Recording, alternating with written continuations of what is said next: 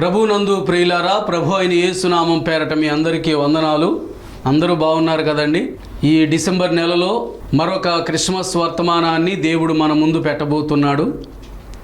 అందరూ కూడా ఆలకించి దాని ప్రకారం జీవించి ధన్యులు కావాల్సిందిగా మీకు మనవి చేస్తున్నాను. మనం ధ్యానము నిమిత్తం లూకాసు వార్త 2వ అధ్యాయం 15వ వచనాన్ని చదువుతున్నాను. జాగ్రత్తగా చూడండి. ఆ దూతలు తమ యొద్ద నుండి పరలోకమునకు వెళ్ళిన తరువాత ఆ గొర్రెల కాపరులు జరిగిన ఈ కార్యమును ప్రభువు మనకు తెలియజేయించి ఉన్నాడు. మనము బేత్లెహేము వరకు వెళ్ళి చూతము రండని ఒకనితో ఒకడు చెప్పుకొని. మనం చదివిన ఈ భాగంలో గొర్రెల కాపరులు చేసిన పనిని గూర్చి మనం నేర్చుకోబోతున్నాం. ఈరోజు గొర్రెల కాపరుల పనితీరును గూర్చి మనం నేర్చుకుందాం. వాళ్ళు మాట్లాడుకుంటున్న మాటను మనం ఇప్పుడు చదువుకున్నాం. ఆ దూతలు తమ యొద్ద నుండి పరలోకమునకు వెళ్ళిన తరువాత ఆ గొర్రెల కాపరులు అని. ఏ దూతలు అని అంటే 13-14 వచనాల్లో, 2వ అధ్యాయం లూకాసు వార్త 13-14 వచనాల్లో, వెంటనే పరలోక సైన్య సమూహము ఆ దూతతో కూడా నుండి సర్వోన్నతమైన స్థలములలో దేవునికి మహిమయు ఆయనకి ఇష్టలైన మనుషులకు భూమి మీద సమాధానమును కలుగునుగా కానీ దేవుని స్తోత్రము చేయుచుండెను అని. వర్తమానం తెచ్చిన గబ్రియేలు దేవదూతతో కూడా పరలోక సైన్య సమూహం అంతా కూడి పాట పాడి దేవుని గణపరిచారు, దేవుని స్తోత్రం చేశారు. అలా దేవుని స్తోత్రం చేసిన తర్వాత ఆ పరలోకపు సైన్యమంతా దేవదూతలందరూ పరమునకు వెళ్ళిన తరువాత గొర్రెల కాపర్లు అనుకుంటున్నారు, జరిగిన ఈ కార్యమును ప్రభువు మనకు తెలియజేయించి ఉన్నాడు. జరిగిన ఈ కార్యం ఏ కార్యం అది అనంటే, దానికోసం మనం 2వ అధ్యాయం 8వ వచనం నుంచి చదువుకోవాలి.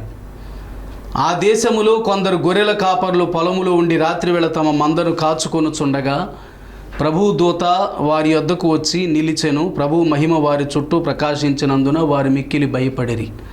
ఒక రాత్రి గొర్రెల కాపర్లు చీకట్లో తమ మందను కాచుకొనుచుండగా ప్రభువు దూత వారి యొద్దకు వచ్చి నిలిచెను. ప్రభువు మహిమ వారి చుట్టూ ప్రకాశించెను గనుక వారు భయపడిరి అని దేవుని వాక్యములో చదువుతున్నాం. వారు ఒక రాత్రి పొలములో గడుపుతున్నప్పుడు పరలోకపు దేవుడు వారిని దర్శించాలనుకున్నాడు. జ్ఞానులు వారు ఆకాశం వైపు చూస్తూ, ఆ చుక్కలను చూస్తూ, వాటి పరిస్థితులను గమనించే జ్ఞానులతో దేవుడు ఆకాశంలోనే తార ఒకటి పుట్టింపచేసి, వారి దృష్టి దేని మీద ఉంటుందో అందులో తారను పుట్టింపచేసి వారిని దేవుడు ఆకర్షించాడు. ఇక్కడ గొర్రెల కాపర్లు వారు ఊరిని విడిచిపెట్టి తమ మందను పొలంలో కాచుకొనుచుండగా గొర్రెల కాపర్లు కూడా ప్రభువుకు కావలసి వచ్చింది. విద్యావంతులైన జ్ఞానులు, విద్యావిహీనులైనటువంటి గొర్రెల కాపర్లు కూడా ప్రభువుకు కావలసి వచ్చింది. సామంతులేమి, సామాన్యులేమి, ధనుకులేమి, దరిద్రులేమి, ఉన్నతమైన వారేమి, తక్కువ వారేమి, అందరూ ప్రభువుకు కావాలి అన్న విషయం ఇది మనకు తెలియచేస్తుంది. గొర్రెల కాపర్లు, పామరులు వాళ్ళు పొలములో మందను కాచుకొనుచుండగా ప్రభువు దూత వారి యొద్దకు వచ్చెను, వారి యొద్ద నిలిచెను. ప్రభు మహిమ వారి చుట్టూ ప్రకాశించినందున అని దేవుని వాక్యం సెలవిస్తుంది. ఆ ప్రకాశానికి వాళ్ళు భయపడిపోయి ఏమిటి ఈ వెలుగు, అంటే ఈ తేజోవంతుడైన మనిషి ఎవరు, ఈ వెలుగేమిటి అని ఒకేసారి వాళ్ళు కంగు తిన్నట్టుగా భయపడుతుంటే, అప్పుడు దేవదూత, ఆ దూత భయపడకుడి, ఇదిగో ప్రజలందరికీ కలగబో మహాసంతోషకరమైన సువర్తమానం నేను మీకు తెలియజేయుచున్నాను అని చెబుతాడు. ప్రజలందరికీ కలగబో మహాసంతోషకరమైన సువర్తమానం నేను మీకు తెలియజేయుచున్నాను. ప్రజలందరూ అప్పటి వరకు చీకటిలో ఉన్నారు, చీకటిలో సంచరిస్తున్నారు. వారికి ఎంతో బాధ, ఎంతో దుఃఖం, వారి హృదయం నిండా దుఃఖము నిండి ఉంది. వారికి అసలైన సంతోషం లేకుండా పోయింది. అందుకే ప్రజలందరికీ, అక్కడ గొర్రెల కాపర్లకు మాత్రమే కాకుండా యెరూషలేము వాసులకు, వారికి మాత్రమే కాకుండా ప్రపంచంలోని ప్రజలందరికీ కలగబోయే మహాసంతోషకరమైన సువర్తమానం నేను మీకు తెలియజేయుచున్నాను.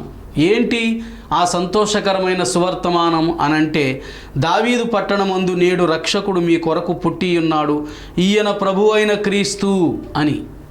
సంతోషకరమైన వర్తమానం ఏమిటంటే, మీ కొరకు రక్షకుడు పుట్టాడు. మిమ్ములను కాపాడటానికి, మిమ్ములను అన్ని విధాలా కూడా రక్షించటానికి కావలసిన రక్షకుడు మీ కొరకు పుట్టి ఉన్నాడు అని దేవుని వాక్యం సెలవిస్తుంది. ఈ రక్షకుడు దేనికోసం అని అంటే చూడండి, మత్తయి సువార్త 1వ అధ్యాయం 21వ వచనం చదువుతున్నాను.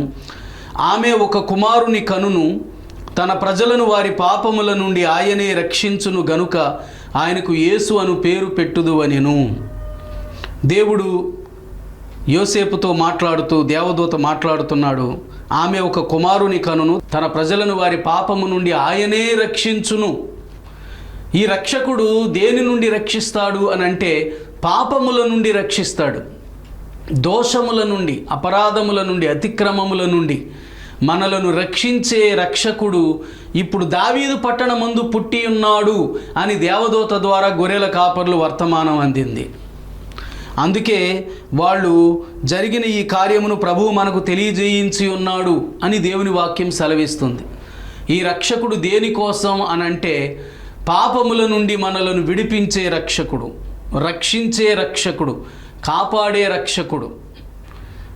ప్రతి మనిషి ఏ భేదమును లేదు, అందరూ పాపము చేసి దేవుడు అనుగ్రహించు మహిమ పొందలేకపోతున్నారని రోమాపత్రిక 3వ అధ్యాయం 23వ వచనంలో చదువుకుంటా. కాబట్టి జాగ్రత్తగా వినండి, అందరూ పాపం చేసి దేవుడు అనుగ్రహించు మహిమ పొందలేకపోతున్నారు. ఏ భేదమును లేదు, వర్గ భేదము లేదు, కుల భేదము లేదు, మత భేదము లేదు, ప్రాంతీయ భేదము లేదు, వయసు భేదము లేదు, ఏ భేదము లేదు. అందరూ పాపం చేశారు. అందరూ పాపులై పాపానికి వచ్చు జీతం మరణం. ఇది అగ్నిగంధకాలతో మండే గుండం, 2వ మరణం అనగా నరకానికి పాత్రులైపోతున్నారు. అలా నరకానికి పాత్రులైపోతున్న వారిని విడిపించటానికి, రక్షించటానికే, అంటే పాపము ద్వారా నరకానికి వెళ్ళిపోతుండగా ఆ నరకానికి వెళ్ళిపోతున్న పాపాన్ని తొలగించి వాళ్ళను నరకము నుంచి రక్షించటానికి రక్షకుడు దావీదు పట్టణమందు నేడు రక్షకుడు మీ కొరకు పుట్టి ఉన్నాడు అని దేవదూత ద్వారా సువర్తమానం వాళ్ళకు వినబడింది. ఆ వర్తమానం ఈ ప్రపంచానికి కూడా, ఈ మాట వింటున్న నీకు కూడా అదే వర్తమానం. దావీదు పట్టణమందు 2000 సంవత్సరాల క్రితం రక్షకుడు పుట్టి ఉన్నాడు.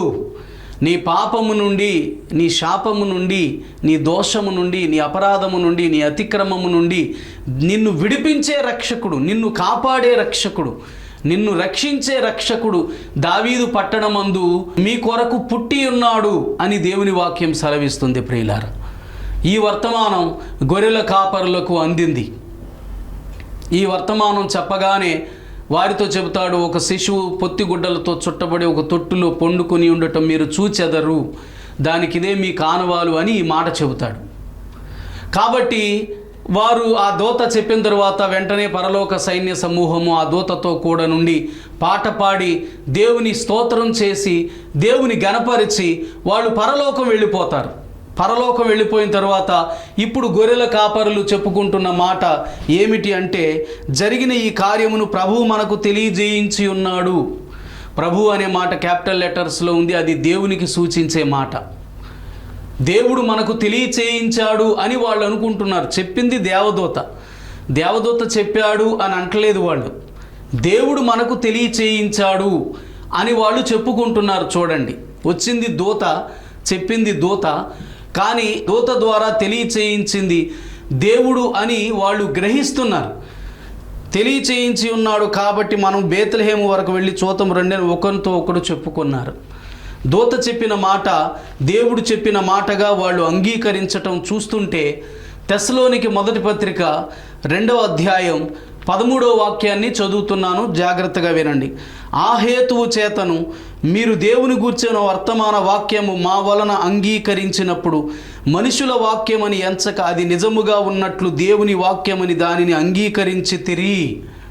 తెస్సలోనిక సంఘంలోని ప్రజలు అపోస్తలుడైన పౌలు దేవుని వాక్యాన్ని ప్రకటించినప్పుడు ప్రకటించింది పౌలు కాబట్టి ఈ వాక్యం పౌలు చెప్పిన మాట మనుషుల వాక్యం అని వాళ్ళు అనుకోలేదట. ఇది నిజముగా ఉన్నట్టు దేవుని వాక్యం అని వాళ్ళు అంగీకరించారు. అని చెప్పింది మనిషి, కానీ అది దేవుని వాక్యము అని వాళ్ళు అంగీకరించారు. ఇక్కడ చెప్పింది దేవదూత, కానీ ప్రభువు తెలియచేయించాడు అని వాళ్ళు అంగీకరించారు. చూడండి, దేవదూత ఆ రోజు దేవదూత దేవుని వర్తమానం చెప్పింది. ఈరోజు దైవ సేవకులు, దైవ సేవకురాళ్ళు, మరి దేవుని చేత ప్రేరేపించబడిన విశ్వాసులు ఆయన దూతలుగా దేవుని వాక్యాన్ని ప్రకటిస్తున్నారు. ప్రకటించేది మనుషులే, అయినప్పటికీ వారు ప్రకటించేది దేవుని వాక్యం అని మనం అంగీకరించి తీరాలి. పాస్టర్ గారు వాక్యం చెప్తున్నాడు కాబట్టి ఇది పాస్టర్ గారి వాక్యము, పాస్టర్ గారి మాట అని అనుకోకూడదు. ఇప్పుడు ఆ పాస్టర్ గారిని ప్రేరేపించిన దేవుని మాట ఇది, దేవుని వాక్యం ఇది అని వాళ్ళు అంగీకరించారు. ప్రభువు మనకు తెలియచేయించి ఉన్నాడు అని వాళ్ళు అంగీకరించినట్లు మనము దేవుని సేవకుల ద్వారా వింటున్న వాక్యం దేవుని వాక్యం ఇది, దేవుడు మనకు తెలియచేయించాడు, దేవుడు మనతో మాట్లాడుతున్నాడు అని మీరు అంగీకరించవలసి ఉంది. ఆ రీతిగా దేవుని వాక్యాన్ని దేవుని వాక్యంగా మీరు అంగీకరించినప్పుడు మీరు రక్షణ పొందుతారు, మీరు మారు మనసు పొందుతారు, మీరు దీవెన ఆశీర్వాదం పొందుకుంటారు ప్రియులారా. కాబట్టి దేవుని వాక్యాన్ని దేవుని వాక్యంగా, ప్రభువు చెప్పిన వాక్యంగా, ప్రభువు మీతో మాట్లాడిన వాక్యంగా మీరు చెప్పుకుంటూ అంగీకరించడం నేర్చుకోండి. ఇది మనుషుల వాక్యం అని ఎప్పుడు అనుకోవద్దు. మనుషుల వాక్యం అయితే మనుషుల మాట మనిషిని ఆదరించలేదు, మనుషుల మాట మనిషిని రక్షించలేదు. ప్రభువు మాట మాత్రమే నిన్ను రక్షించగలుగుతుంది. దేవదూత తెలియచేయించిన మాటను వాళ్ళు ప్రభువు తెలియచేయించిన మాటగా వాళ్ళు అంగీకరించారు ప్రియులారా. చూడండి, ప్రభువు జరిగిన కార్యాన్ని మనకు తెలియచేయించి ఉన్నాడు కాబట్టి మనం బేత్లెహేము వరకు వెళ్ళి చూతము రండని ఒకరితో ఒకడు చెప్పుకున్నారు. దూత చెప్పాడు, దావీదు పట్టణమందు నేడు రక్షకుడు మీ కొరకు పుట్టి ఉన్నాడు, దానికిదే మీ కానవాలు ఒక శిశువు పొత్తిగుడ్డలతో చుట్టబడి ఒక తొట్టిలో పరుండి ఉండుట మీరు చూచెదరు అని. బేత్లెహేము, దావీదుపురం అంటే బేత్లెహేముపురం కాబట్టి మనం బేత్లెహేము వరకు వెళ్ళి చూద్దాం రండి అని వాళ్ళు చెప్పుకుని త్వరగా వెళ్ళి మరియను యోసేపును తొట్టిలో పండుకుని ఉన్న శిశువును చూచెరి అనుంది ఇక్కడ.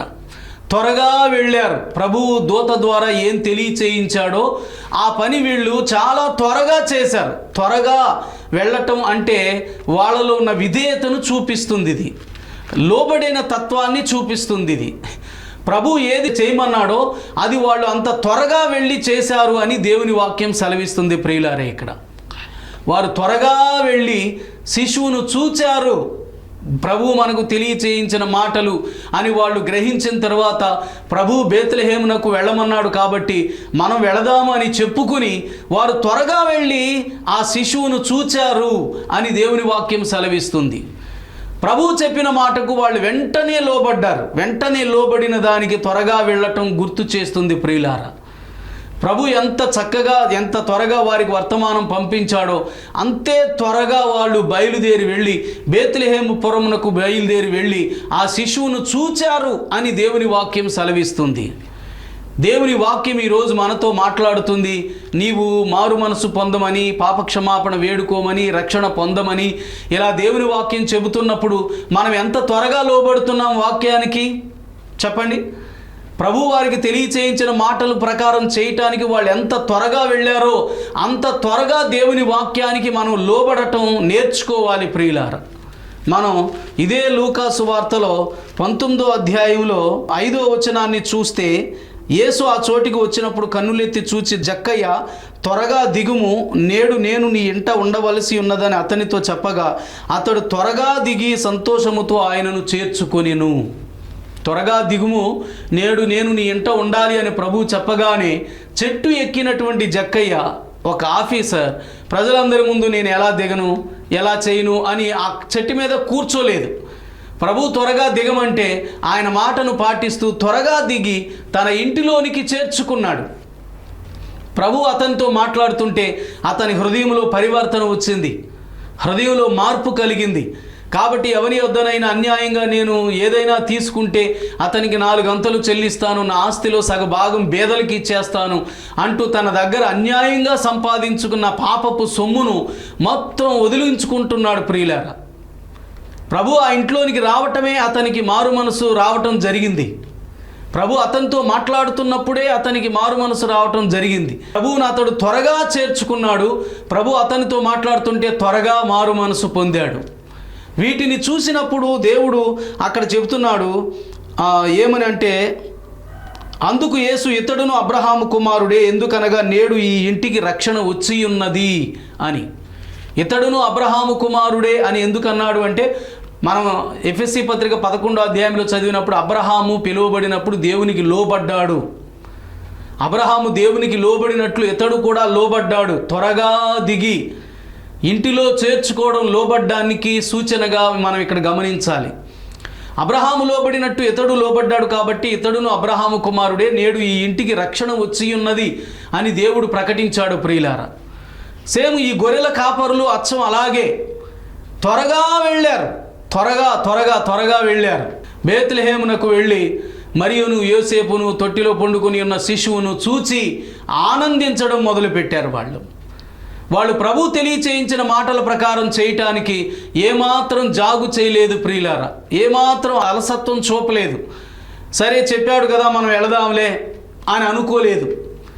రక్షకుడు అంట చాలా వింతగా ఉంది ఏంటో అని చెప్పి ఆశ్చర్యపోతూ వాళ్ళు అక్కడ కూర్చోలేదు. ప్రియులారా, వాళ్ళు ఎంతో ఆనందంతో ఉత్సుకతతో ఆ రక్షకుని చూడాలి అన్నటువంటి అభిప్రాయంతో వాళ్ళు త్వరగా బయలుదేరి వెళ్ళారు. వెంటనే లోబడ్డారు. దేవదూత చేత వర్తమానం విన్న తరువాత, మనం కూడా దైవ సేవకుల ద్వారా వర్తమానం వింటున్న తరువాత సభలలోనో టీవీల ద్వారానో లేకపోతే చర్చీలలోనో దేవుడు మీతో మాట్లాడుతున్నప్పుడు వెంటనే దేవుని వాక్యానికి లోబడడం నేర్చుకోవాలి. ప్రియులారా, వెంటనే వాక్యాన్ని అంగీకరించడం నేర్చుకోవాలి. వాక్య ప్రకారం ప్రవర్తించటానికి మనము సిద్ధపడిపోవాలి. వాక్యం మాట్లాడిన తర్వాత విని ఊరకుంటే వాక్య ప్రకారం ప్రవర్తించు వారంగా మనం ఉండకపోతే మనకు ప్రయోజనం ఏమీ లేదు. వాక్యమును విని వాటి ప్రకారం ప్రవర్తించు వారంగా మనం సిద్ధపడాలి. అది కూడా వెంటనే త్వరగా మనం లోబడాలి. ప్రియులారా, వీళ్ళు త్వరగా లోబడి చక్కగా దేవుని నామాన్ని ఘనపరిచినట్లుగా మనం చూస్తున్నాం. చూడండి, త్వరగా వెళ్ళి మరియను యోసేపును తొట్టిలో పండుకొని ఉన్న శిశువును చూచిరి. ఒకటి, వారు విన్నటువంటి వర్తమాన ప్రకారం చేయటానికి వెంటనే విధేయత చూపించారు. తరువాత వారు చూచి ఈ శిశువును గూర్చి తమతో చెప్పబడిన మాటలు ప్రచురము చేసిరి. రెండవది, వారు వెళ్ళి త్వరగా లోబడమే కాకుండా ఆ శిశువును గూర్చి తమతో చెప్పబడిన మాటలు ప్రచురం చేశారు. వీళ్ళు అందరికీ ప్రకటన చేశారు. సర్వలోకానికి వెళ్ళి సర్వసృష్టికి సువార్తను ప్రకటించండి అని ప్రభువు చెప్పిన మాటలు మనం జ్ఞాపకం చేసుకోవాలి. ఆ రక్షకుడు 2000 సంవత్సరాల క్రితం ఈ లోకానికి వచ్చాడు. అందరినీ వారి పాపముల నుండి రక్షించటానికి, వారి అజ్ఞాన అంధకారము నుండి విడిపించటానికి వచ్చాడు అన్న వర్తమానం మనకు తెలుసు. కాబట్టి మనం కూడా ఆ రక్షకుని గూర్చి ఏది బైబిల్ గ్రంథం సెలవిస్తుందో ఆ మాటలన్నీ ఎదుటివారికి ప్రచురం చేయాలి. దేవుని గూర్చి ప్రకటన చేయాలి. దేవుని సువార్తను అందరికీ పరిచయం చేయాలి. అందరికీ ప్రకటన చేయాలి. ప్రియులారా, దేవుడు రక్షకుడు 2000 సంవత్సరాల క్రితం నీ కొరకే వచ్చాడు, నీ కొరకే పుట్టాడు, నీ పాపాలు తీసివేయటానికి, నిన్ను ఆశీర్వదించటానికే వచ్చాడు అన్న విషయాన్ని వారికి మనం చెప్పాలి. మనం ఈ మాటను జ్ఞాపకం చేసుకుంటున్నప్పుడు 78వ కీర్తన ఒకసారి మనం చదువుకుంటే 2వ చరణం నుంచి, నేను నోరు తెరిచి ఉపమానం చెప్పెదను, పూర్వకాలపు గోడవాక్యములను నేను తెలియజెప్పేదను, మాకు తెలిసిన సంగతులను మా పితరులు మాకు వివరించిన సంగతులను చెప్పేదను. యెహోవా స్తోత్రార్హ క్రియలను, ఆయన బలమును, ఆయన చేసిన ఆశ్చర్య కార్యములను దాచకుండా వాటిని వారి పిల్లలకు మేము చెప్పెదము. రాగల తరములలో పుట్టబోవు పిల్లలు దానిని ఎరుగునట్లును, వారు లేచి తమ పిల్లలకు దానిని వివరించునట్లును, వీరును దేవుని యందు నిరీక్షణ గలవారై దేవుని క్రియలను మరొకయుండి యథార్థ హృదయులు కాక దేవుని విషయమై స్థిరమైన మనస్సు లేని వారై తమ పితరుల వలె తిరగబడకయు మూర్ఖతయు తిరుగుబాటును గల ఆ తరమును పోలి ఉండకయు వారు ఆయన ఆజ్ఞలను గైకొనున్నట్లు ఆయన యాకోబు సంతతికి శాసనములను నియమించెను అని దేవుని వాక్యం సెలవిస్తుంది. యాకోబు సంతతికి వారు అనుసరించున్నట్లుగా శాసనాలను నియమించాడు. కాబట్టి వాటిని దాచకుండా మేము వాటిని వారి పిల్లలకు మేము చెప్పెదము అని 4వ చరణంలో మాట్లాడుతున్నాడు. చూడండి, యెహోవా స్తోత్రార్హ క్రియలను, ఆయన బలమును, ఆయన చేసిన ఆశ్చర్య కార్యములను దాచకుండా వాటిని వారి పిల్లలకు మేము వివరించదం, మేము చెప్పెదము. జనరేషన్ టు జనరేషన్ ఈ వాక్యం వెళ్ళాలి అంటే ఈ జనరేషన్లో ఉన్న వారికి చెప్పాలి దేవుని వాక్యం. ఎదుటి వారికి దేవుని వాక్యం దాచకుండా చెప్పాలి. దేవుడు చేసినటువంటి క్రియలను, ఆయన బలమును, ఆయన స్తోత్రార్హ క్రియలను, ఆయన ఆశ్చర్య కార్యాలను, ఆయన బోధలను మనము దాచకుండా మనము మన పిల్లలకు చెప్పాలి అని దేవుని వాక్యం సెలవిస్తుంది ప్రియులారా. కాబట్టి నీవు వాటిని నేర్చుకోవాలి, వాటిని నేర్చుకుని వాటిని నీ పిల్లలకు బోధించాలి అన్న విషయాన్ని మనం మర్చిపోకూడదు. ద్వితీయోపదేశకాండం 6వ అధ్యాయం 4 నుంచి 9 వచనాలు మనం చదివితే అందులో 6వ వచనం, నేడు నేను నీకు ఆజ్ఞాపించిన ఈ మాటలు నీ హృదయంలో ఉండవలెను. నీవు నీ కుమారులకు వాటిని అభ్యసింపచేసి నీ ఇంట కూర్చున్నప్పుడు, త్రోవను నడుచునప్పుడు, పండుకొనున్నప్పుడు, లేచునప్పుడు వాటిని గూర్చి మాట్లాడవలెను. సూచనగా వాటిని నీ చేతికి కట్టుకొనవలెను. వాటిని లేచునప్పుడు, కూర్చున్నప్పుడు, పండుకున్నప్పుడు వాటిని గూర్చి నీవు నడిచినప్పుడు మాట్లాడాలి అని దేవుని వాక్యం సెలవిస్తుంది. దేవుడు తన వాక్యాన్ని నీకు తెలియచేయించాడు. ఆ తెలియచేయించిన మాటలను హృదయంలో దాచుకుని వాటిని గూర్చి నీ పిల్లలతో ఎప్పుడూ నిరంతరము మాట్లాడాలి. వాటిని గురించి వారికి బోధించాలి. నీ పిల్లలకే కాకుండా వేరే వారికి కూడా, ఇతరులకు, నీ పొరుగు వారికి దేవుని యొక్క వాక్యాన్ని నీవు ప్రకటించాలి ప్రియులారా. కాబట్టి జాగ్రత్తగా విందాం. వీళ్ళు ఎవరు? ఈ గొర్రెల కాపర్లు. వారు చూచి శిశువును గూర్చి తమతో చెప్పబడిన మాటలు ప్రచురం చేశారట. వీళ్ళు ఏమాత్రం కూడా దాచుకోలేదు. వాటి గురించి వచ్చి శిశువును చూచి వెళ్ళిపోలేదు. వాళ్ళు శిశువును ఎంతో త్వరగా చూడడానికి పరుగు ఎత్తుకుంటూ వచ్చి విధేయత చూపించారు. విధేయత చూపించడమే కాకుండా అక్కడికి వచ్చిన వారందరికీ ఆ శిశువును గూర్చి వారితో చెప్పబడిన మాటలు ప్రచురం చేశారు. ఈయన లోకరక్షకుడంట, ఈయన పాపుల రక్షకుడంట, ఈయన పరలోకము నుంచి పంపబడిన వాడట, మన కోసం వచ్చాడట, మన పాపాలను తీసివేయడానికి వచ్చాడట అని ఆయన గూర్చి వారందరికీ ప్రచురం చేశారు ప్రియులారా. వారి ప్రకటన వినిన వారందరూ మిక్కిలి ఆశ్చర్యపడ్డారు. ఎందుకంటే పుట్టిన శిశువు రక్షకుడు అని చెప్పగానే నిజంగానే ఈ శిశువు రక్షకుడా, మనలను రక్షించడానికి వచ్చాడా, మనం ఎదురు చూస్తున్న రక్షకుడు ఇతనేనా అని వాళ్ళు మొత్తానికి ఆశ్చర్యపడిపోయారు వాళ్ళు ఆ శిశువును గూర్చి చెబుతుంటే. ఎందుకంటే ఆ శిశువు పశువుల తొట్టిలో పరుండ పెట్టబడ్డాడు, చూసిన వారందరికీ తెలుసు. ఆ శిశువు తొట్టిలో ఎక్కడో సత్రములో కూడా స్థలము లేక తొట్టిలో పండుకొని ఉన్న ఈ శిశువు, పొత్తిగుడ్డలతో చుట్టబడి తొట్టిలో పండుకొని ఉన్న ఈ శిశువు లోకరక్షకుడు అని చెప్పగానే వాళ్ళందరూ ఆశ్చర్యపోయారు ప్రియులారా. జాగ్రత్తగా విందాం. వీళ్ళందరూ ఆశ్చర్యపోతే మరియా ఆ మాటలన్నీ తన హృదయంలో తలపోసుకొనుచు భద్రం చేసుకొనెను. ఆ లోకరక్షకుని గూర్చి గొర్రెల కాపర్లు ఏ మాటలైతే చెప్పారో ఆ మాటలన్నింటినీ ఆమె తలపోసుకొనుచు వాటిని భద్రం చేసుకుంది. దేవదూత ఆమెతో చెప్పిన మాటలు, ముందు గర్భవతి కావలసి వచ్చినప్పుడు, గర్భవతి కాకముందు దేవదూత వచ్చి నీవు గర్భవతి అవుతావు, కుమారుని కంటావు అని చెప్పినప్పుడు అతడు సర్వోన్నతుడైన దేవుని కుమారుడు అవుతాడు, తన తండ్రి అయిన దావీదు రాజ్యాన్ని దేవుడు అతనికి ఇస్తాడు అని చెప్పిన మాటలన్నిటినీ ఎలా హృదయంలో భద్రపరుచుకుందో, గొర్రెల కాపరులు తమతో చెప్పిన మాటలను గూర్చి కూడా అలాగే తన హృదయంలో తలపోసుకొనుచు భద్రం చేసుకుంది. తలపోసుకుంటూ అంటే జ్ఞాపకం చేసుకోవటం మాటికి. పూర్వం అంటే ఇప్పుడు గర్భవతి కాకముందు దేవదూత చెప్పిన మాటలు కూడా ఆమెకు గుర్తు వచ్చి ఉంటాయి. గొర్రెల కాపరులు చెబుతున్న మాటలు వింటున్నప్పుడు. కాబట్టి ఆ మాటలు ఈ మాటలు తలపోసుకుంటూ, ఆయన మాట్లాడిన మాటల విధానాన్ని తలపోసుకుంటూ వాటిని హృదయంలో భద్రం చేసుకుంది ప్రియులారా. వాటిని విడిచిపెట్టలేదు, వాటిని హృదయంలో దాచుకుంది. వాటిని దాచుకున్నప్పుడు అవి ఎప్పుడు జ్ఞాపకం ఉంటాయి, వాటి ప్రకారం ప్రవర్తించడానికి అవకాశం ఉంటుంది. కాబట్టి జాగ్రత్తగా విందాం. ఇక్కడ వాళ్ళు ప్రచురం చేశారు. ప్రచురం చేసిన మాటలు విన్నవారందరూ ఆశ్చర్యపోయారు. తర్వాత ఈమె మాత్రం వాటిని తలపోసుకుంటూ హృదయంలో భద్రం చేసుకున్నది అని దేవుని వాక్యం సెలవిస్తుంది ప్రియులారా. కాబట్టి గొర్రెల కాపరులు దేవుడు తనకు తెలియచేయించిన మాటల ప్రకారం చేయటానికి వెంటనే విధేయత చూపించారు. రెండవది, ఆ మాటలను వారు ప్రచురం చేశారు అని దేవుని వాక్యం సెలవిస్తుంది. ఇకపోతే లూకా సువార్త 2వ అధ్యాయం 20వ వచనం చదువుతున్నాను.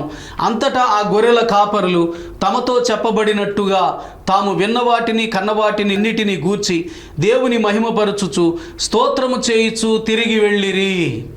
చూడండి, తిరిగి వెళ్ళిరి అంటే ఎక్కడి నుండి వచ్చారో అక్కడికి వెళ్ళారు. వీళ్ళు దేవుని స్తోత్రం చేయుచు, దేవుని మహిమపరచుచు, స్తోత్రము చేయుచు తిరిగి వెళ్ళారు. వీళ్ళు మూడవ పని కూడా చేశారు. ఆ పని ఏమిటంటే దేవునికి మహిమ కలుగునట్లుగా స్తోత్రం చేయటం. తాము విన్న వాటినన్నిటిని గూర్చి, కన్న వాటినన్నిటిని గూర్చి దేవుని మహిమపరచుచు, స్తోత్రం చేయుచు తిరిగి వెళ్ళారు. దేవుడు వారిని దర్శించిన రీతిని గూర్చి స్తోత్రం చేశారు. వారితో మాట్లాడిన మాటలను గూర్చి దేవుని స్తోత్రం చేశారు. వారు ఏం చూశారో, ఏమి విన్నారో వాటన్నిటిని గూర్చి దేవుని మహిమపరుస్తూ దేవుని స్తోత్రం చేసి వాళ్ళు ఇంటికి తిరిగి వెళ్ళారు. దేవునికి ఆ దారి వెంట స్తోత్రం చేస్తూనే ఉన్నారు. ఆ దారి వెంట దేవుని మహిమపరుస్తూనే ఉన్నారు. దేవుని గణపరుస్తూనే ఉన్నారు. దేవుని హెచ్చిస్తూనే ఉన్నారు. ప్రియులారా, వీళ్ళు ఎంతగానో దేవుని మహిమపరిచి దేవుని స్తోత్రం చేసి వాళ్ళు మంద దగ్గరికి తిరిగి వెళ్ళినట్టుగా మనం చూస్తున్నాం. వారు కన్నవాటిని గూర్చి, విన్న వాటినన్నిటిని గూర్చి దేవునికి మహిమపరుస్తూ స్తోత్రం చేశారు. మనం కూడా దేవుని మాటలను గూర్చి దేవునికి మహిమ కలుగునట్లుగా ప్రవర్తించాలి. దేవునికి మహిమ వచ్చేటట్లుగా మనం ప్రవర్తించాలి. దేవునికి మహిమ రావాలి అంటే దేవుని స్తోత్రం చేయాలి. దేవునికి స్తోత్రం చెప్పినప్పుడు దేవునికి మహిమ కలుగుతుంది ప్రియులారా. కాబట్టి మనం దేవునికి ఎప్పుడూ స్తోత్రాలు చెల్లించాలి. స్తోత్రం చేయడం అంటే ఆయనను గొప్ప చేయటం, ఆయనను పొగడటం.